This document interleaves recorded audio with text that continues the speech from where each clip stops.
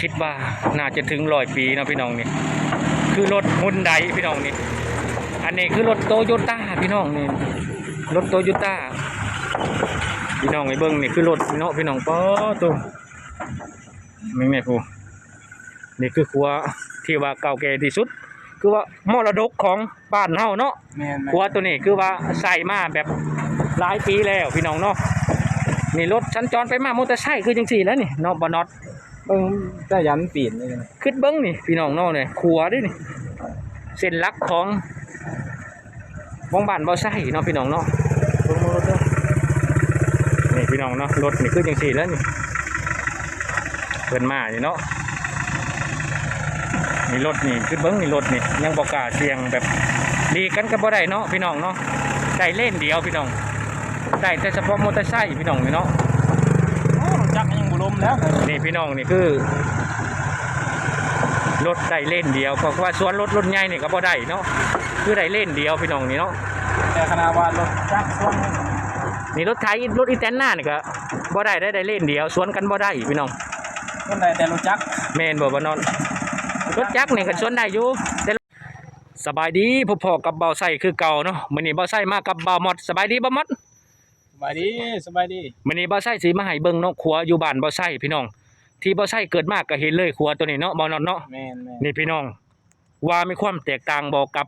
สะพานประเทศไทยเนาะ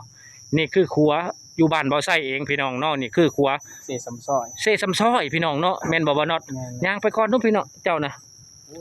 รถมากกับเอารถแล้วพี่น้องเนาะนี่คือครัวซ้ำซอยเพิ่นว่าเนาะนี่รถใหญ่กำลังมาทุกคนนี่เนาะเบิ่งเอานี่คือครัวใหม่ครัวเก่าแก่ของบ้านบ่อไส้เองพี่น้องเนาะอายุนี่เกือบ100 ปีแล้วมั้งพี่น้องเนี่ยเบิ่งเอารถใหญ่พี่น้องมานี่ป๊าโตน่ากลัวมากๆเลยพี่น้องเนาะนี่คือสะพานที่เก่าแก่ที่สุดของบ้านบ่อไส้เนาะที่บ่อไส้เกิดมาก็เห็นเลยพี่น้องเนาะนี่เบิ่งในสัญจรไปมาแบบนี้ในครัวนี่บ่อไส้ก็คิดยานอยู่ได้ยางวันนี้คือเบิ่งพี่น้องเนาะนี่คือครัวบ้านบ่อไส้เนาะบ่อไส้เกิดมาก็เห็นเลยเนาะให้เบิ่งเอาเลยพี่น้องกูโมเมนต์ว่าบ่อไส้ว่าเอาได้พี่น้องเนาะนี่คือได้แล้วมั้งบ่น็อตนี่100 ปีเนาะยังน้อยก็60-70 ปีเนาะเบิ่งเอาพี่น้องนี่เล็กให้เบิ่งเอาเล็กนี่นะพี่น้องว่าเก่าซำใดนี่ให้พี่น้องประเมินเอาพี่น้องว่าเก่าซำใดให้เบิ่งรถอีแตนจังซี่เนาะนี่ให้เบิ่งเอาพี่น้องนี่คือสนิมเบิ่งการเล็กนี่นะพี่น้องหนาซำใดเนาะว่าเก่าซำใดแหละให้เบิ่งเอาพี่น้องนี่คือครัวบ้านบ่อไส้เนาะอยากให้นี่พี่น้องว่ามีความน่าเป็นตาย่านบ่มันก็บ่ย่านแล้วพี่น้องเนาะเพราะว่าบ่อไส้เที่ยวตลอดเนาะนี่คือเจ้าก็เที่ยวทุกวันเพราะว่ารถน้อยรถใหญ่เนาะ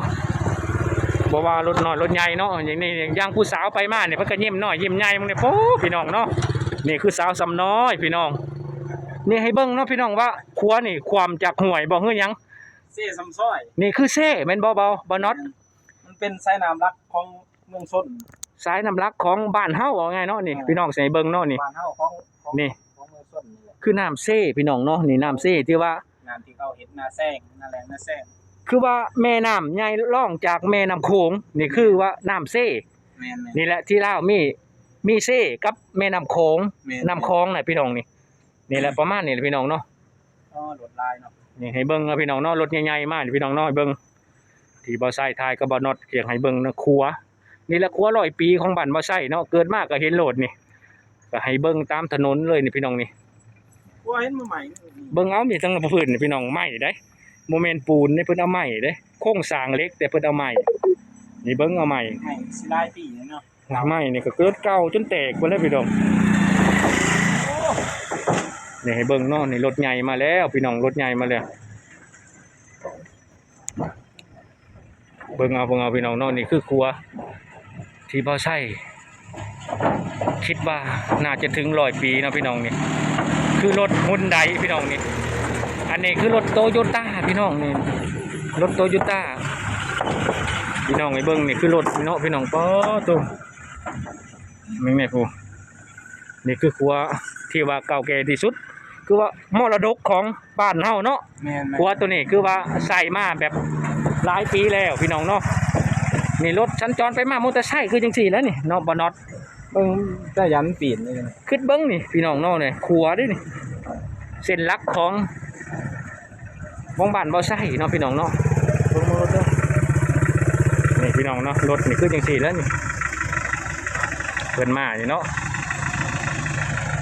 นี่รถนี่ขึ้นเบิ้งนี่รถนี่ยังบ่กล้าเสี่ยงแบบดีกันก็บ่ได้เนาะพี่น้องเนาะ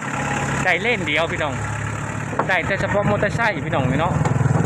โอ้จักรยังบ่ล้มแล้ว นี่พี่น้องนี่คือรถได้เล่นเดียวเพราะว่าสวนรถใหญ่นี่ก็บ่ได้เนาะคือได้เล่นเดียวพี่น้องนี่เนาะ แต่ขนาดว่ารถจักรส่วน นี่รถไถรถอีแตนหน้านี่ก็บ่ได้เล่นเดียวสวนกันบ่ได้พี่น้อง คนใดแต่รถจักร แม่นบ่นอนรถจักรนี่ก็สวนได้อยู่แต่พี่น้องเบาไส้ที่คือเข้าในเมืองที่เข้าในเมืองพี่น้องมื้อนี้บ่ฮู้ว่าสิเจอหยังข้างหน้าเนาะเดี๋ยวพากันไปเบิ่งเลยเนาะนี่คือถนนเข้าในเมืองของบ้านเบาไส้เองพี่น้องข้างหน้านี่คือทางลาดยางเนาะบ่นอนเนาะเส้นแรกของหมู่บ้านนี่เนาะที่เข้าในเมืองนี่อ๋อทุกคน ที่ว่ามรดกของเมืองชนเลย โอ้โหขวาไอ้เบิ้งขวาพี่น้องนี่ขวาล่าวพี่น้อง ผ่าน นี่คือขวาล่าวได้นี่ขวาเล็กอย่างดีพี่น้องป้าตกค่อยๆไปในยันตก มึงเนี่ยพี่น้องโอ้ยนี่คือทางเข้าในเมืองเนาะทุกคนเนาะนี่ไอ้เบิ้งกันเลยโอ้ขวาเล็กโอ้โพดรอกว่านอดขวา นี่คือทางเส้นเขาเมืองเนาะมาไส้กับพวกได้คอยมาหลายปีแล้วเส้นนี้พี่น้องมาในรอบนี้เป็นทางลาดยางแหละพี่น้องนี่คือเส้นในเมืองเนาะเส้นแบบนอกเมืองมาไส้กับพอท่านมีแบบนี้เด้อนี่คือขี่รถพี่น้องเลยขนาดขี่รถยับจริงๆกันยังพอแห้งเลยพี่น้องเนาะสุดยอดเลยพี่น้องเนาะ ตามสไตล์ประเทศลาว แมนได้ประเทศลาวพี่น้องพี่น้องประมาณนี้พี่น้องเนาะคลิปหน้าจังพอกันเลยพี่น้องเนาะคลิปนี้สำบายดีครับ